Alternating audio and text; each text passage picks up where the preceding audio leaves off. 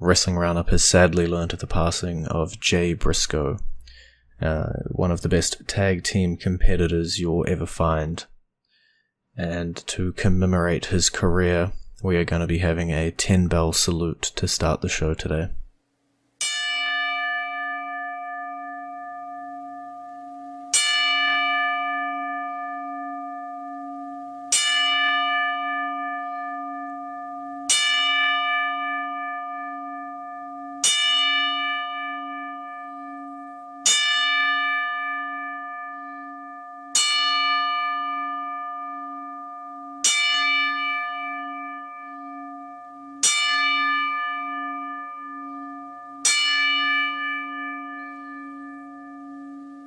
The sky, boy.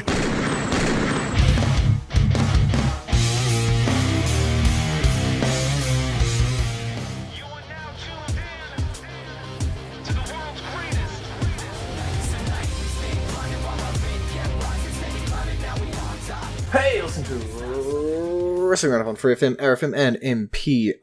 As always, I'm Grady, and live on Skype we got Josh. Hey! Quite a bit this week, all over the brands, Raw, SmackDown, NXT. We always got to talk about the Bloodline. Every week, the Bloodline is going to be a topic. They're across two of those shows. They're a big chunk. They hold pretty much every championship around. Specifically, I want to look at the SmackDown main event. It was Sami Zayn, Kevin Owens fighting. Ends in a no contest. There was quite a bit of Bloodline jiggery-pokery. But no explosion. Not yet. Yeah, we know it's coming. It's just the matter of when. And we know it's likely after the Royal Rumble. We'll just keep saying the next week, and then the next week. Yeah. I've said the entire time, the Royal Rumble is about when it will happen. It won't be at the Rumble itself. It'll be the Raw or SmackDown after it, which then sets up the rumored title match at Elimination Chamber. Mm-hmm. Yeah, we don't have long to wait now with the Royal Rumble coming up. Not this weekend, but next weekend. Saturday for Americans, Sunday for us Kiwis. And so, yeah, things are heating up towards that. Obviously, Kevin Owens has his championship match against Roman Reigns set up there. Get that out of his system. And, the Usos aren't clear either. They've got two number one contenders coming, one from each brand coming after their titles. Sort of hinting at the possible splitting of those tag titles. Possibly. Nothing's been concrete yet. Nothing's been announced. The Rumble itself, for all we know, they may end up having to defend both titles at the Rumble. I don't know.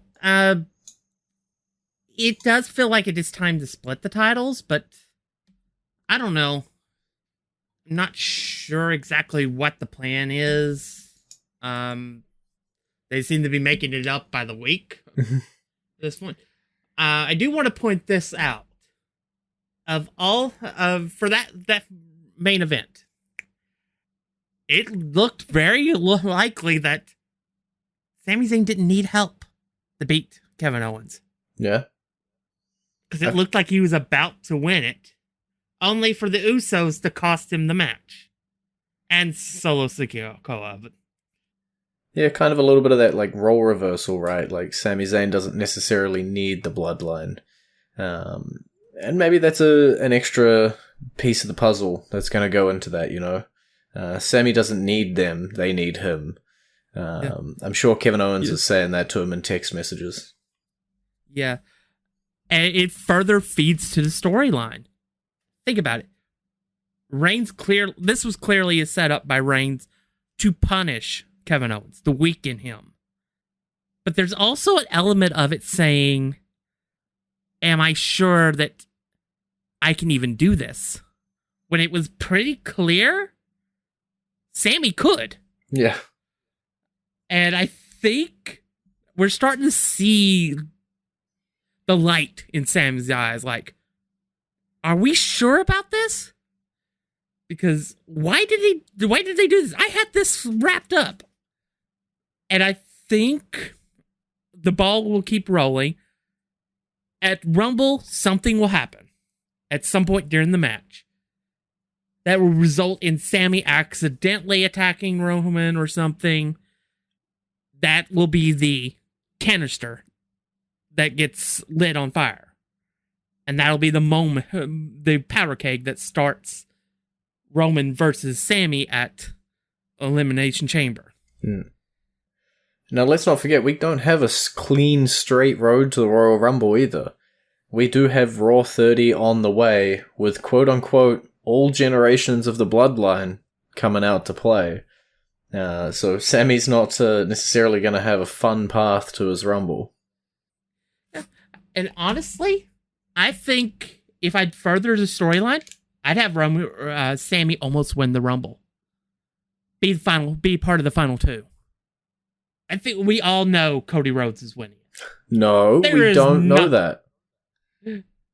There's not if WWE doesn't want money, they have anybody but Cody Rhodes win it. But we know Cody's winning. He was just announced for the Rumble. It's not going to be a surprise. Have Sami be the last guy eliminated and have it look like several times where it could be him winning the match. Or hear me out. Cody Rhodes eliminated first. Look, I gotta make it interesting, right? And I love a match where you see it quite often in like multi-person elimination matches for the title, where the champ is the first person eliminated. Or, Elimination Chamber matches even. I love it. It puts a bit of uncertainty over it. You go into it going, yeah, this guy's gonna win nice and easy, and then bam, you take him out first, you take him out early, and all of a sudden your brain is just running with possibilities throughout the rest of the match. You're thinking, maybe this guy's gonna do it, maybe Sami's gonna do it, what have we got over here? Of course not gonna happen, and Cody's just gonna win. All I'm going to say is this. The 2014 Royal Rumble. Don't you do it to me. Do you remember what happened in that Rumble? No. Because that was the Rumble Daniel Bryan was supposed to win. Instead, our tribal chief won it. And everybody hated it because they immediately eliminated Daniel Bryan. Look, Cody Rhodes isn't Daniel Bryan. That's all I'm going to say. No, that's true, but I will also say this. Cody Rhodes hasn't reached the mountaintop yet. At that point, Daniel Bryan had. True. And it kind of destroys the whole purpose of his storyline anyway if you don't give him the Rumble win. Yeah, I still just don't know what WrestleMania card is going to look like in the end, right? We've talked about the Usos having their number one contenders from Raw, from SmackDown. We've talked about Roman Reigns, obviously facing the Royal Rumble winner. He does still hold 2 championships. Nobody's challenged him for a single one of those just yet.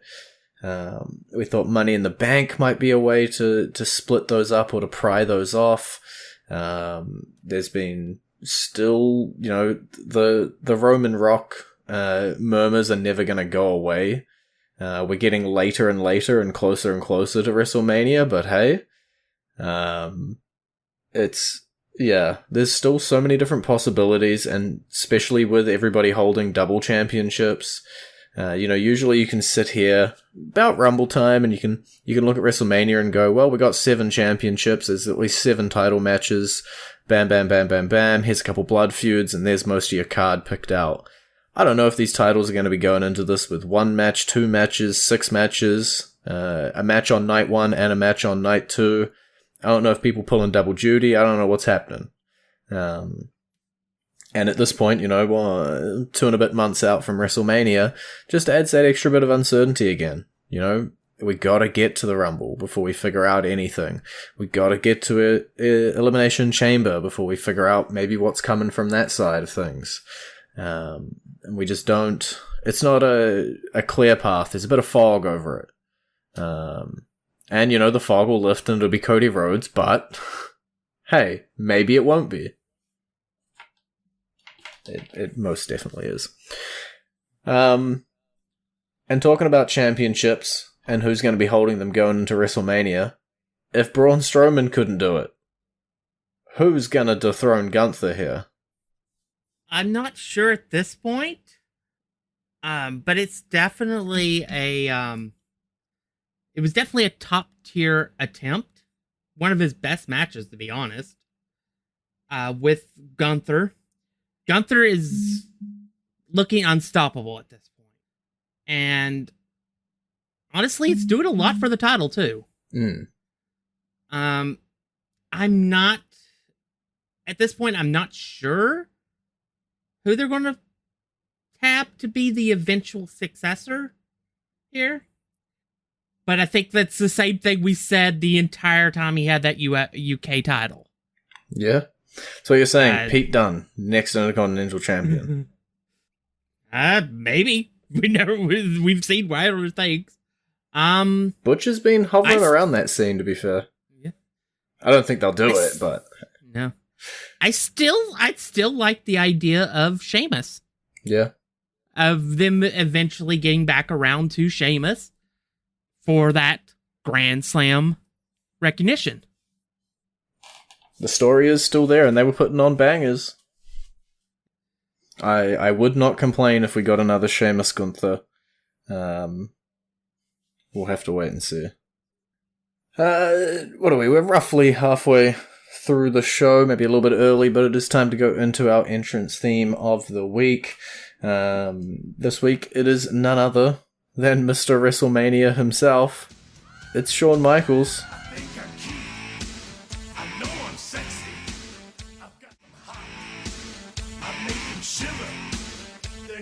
And you're back to Wrestling Roundup on FreeFM, ArrowFM, and MPR. I'm Grady, he's Josh. We talked about the Intercontinental Championship. Let's talk about the United States Championship. This week on Raw, we had a 6-way elimination match to determine the number one contender. We're having a lot of number one contender matches lately. We had Ziggler, Miz, Balor, Lashley, Corbin, etc., etc. But ultimately, Bobby Lashley getting his shot next week, I believe, against Austin Theory. Honestly, I have no idea what they're doing. They're definitely laying the groundwork for a return to the Hurt Business, but personally, I think I would like to see some changes. Honestly, it doesn't make a lot of sense for them to go back to the original four. As awesome as the group was, the whole point that they broke up was because of the tag team in it. I say this. Rebuild it. Add in Omos. It would make some sense because of the feud that they had with Bobby. And you could be the enforcer of the group. And then add in the Street Profits. That's change up. It would change the characters for the Street Profits, which would give them something they need. I love the Street Profits, don't get me wrong. But they are becoming a bit stale because they've been the same for how long now? A while. Yeah. Yeah, the only changes that they ever had was just what cup color do I drink from because of what show I'm on. That's literally it. So I'd like to see if they can pull off being a heel, and I think 5 years. Putting them with MVP and Bobby Lashley would do wonders with the transition to being a heel. Yeah, we're definitely not ditching Omos. MVP was managing him prior to this. He's been pretty hit and miss with coming out with him and being seen around him, but in that Bobby Lashley win in that elimination match at the end, MVP was coming around and bringing Omos out to try and make sure that Bobby won. So at the bare minimum, it does seem like whatever they are building towards will involve Omos. It might be a swerve. Maybe we're not getting the Hurt Business. Maybe Bobby doesn't need him. But we'll have to see.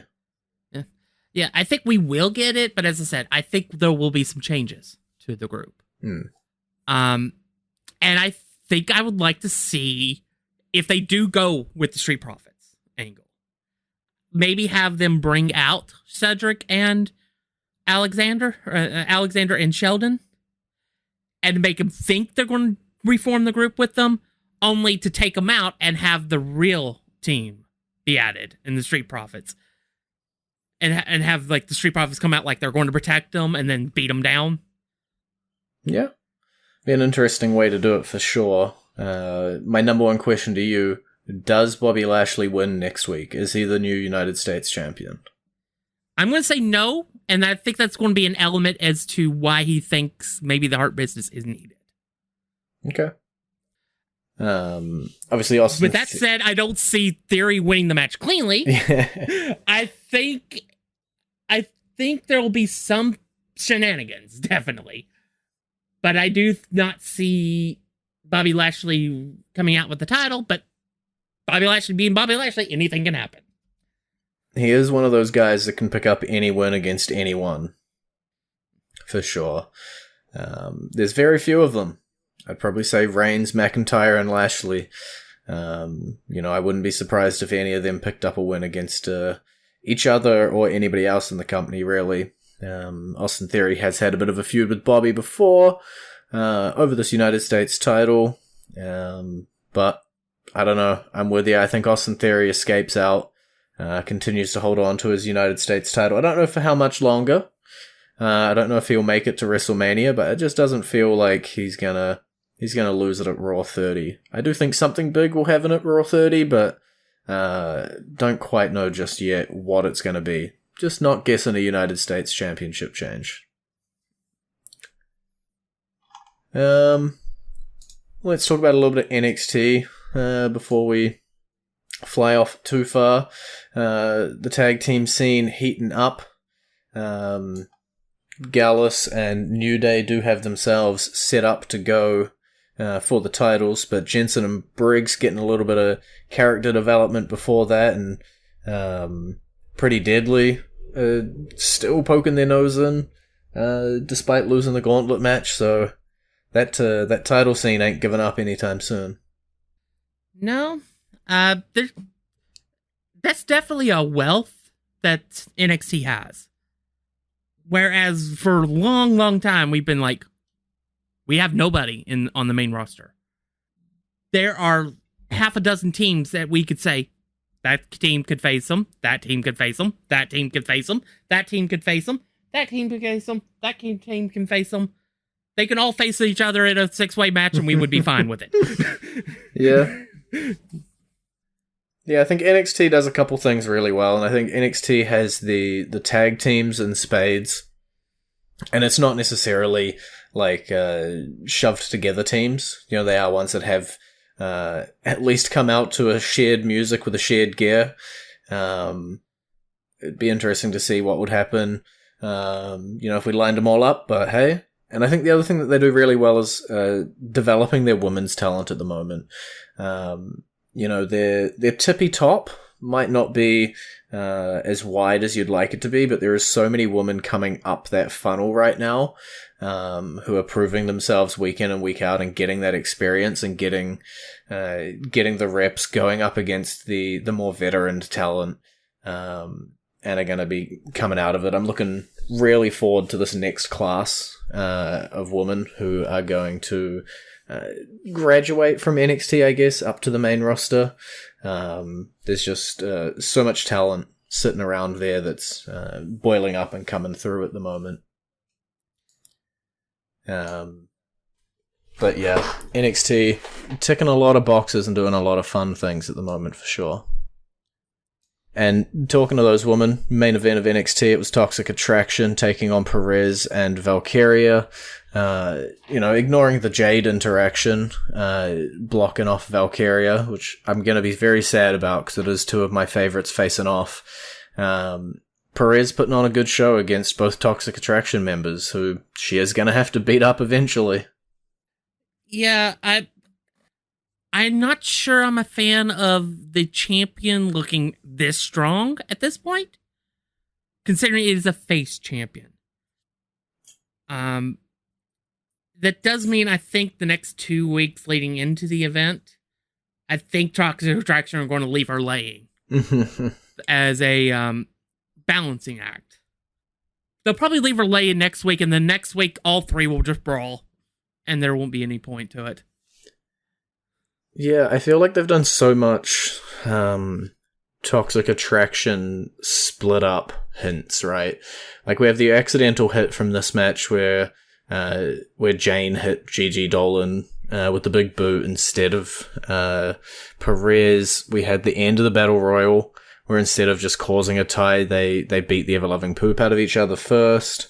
And I don't know, it might not be a breakup, but there's definitely some animosity and some tensions building there for sure. And at this point, you know, Jane was the one who did the accidental boot. Jane was the one who attacked Gigi first in the Battle Royal.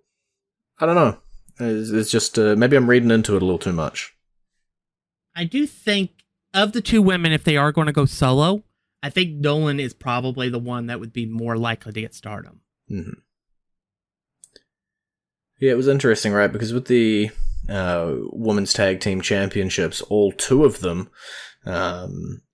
if you can believe that, we were always thinking, you know, Toxic Attraction would make a great addition up on that main roster. They've been having matches on main event. They've been doing tryouts up there, and don't know, maybe this is their graduation match. Maybe they both lose against Perez in the triple threat match, and then they head on up together as a team. I would like to see them on the main roster as a team, the same way that we got to see the Iconics as a team. You know, it doesn't mean that they are always doing tag team matches. You can still do singles matches. You can still do feuds and stuff like that. I just think that dynamic of really good friends who can do tag team stuff and have each other's back works quite well. It's a very different presentation of it than the Iconics for sure. But yeah, that's what I'd like to see. I'd like to see them head on up to the main roster together, and still doing all sorts of good stuff. I don't want to see them explode here, especially after they just lost Mandy.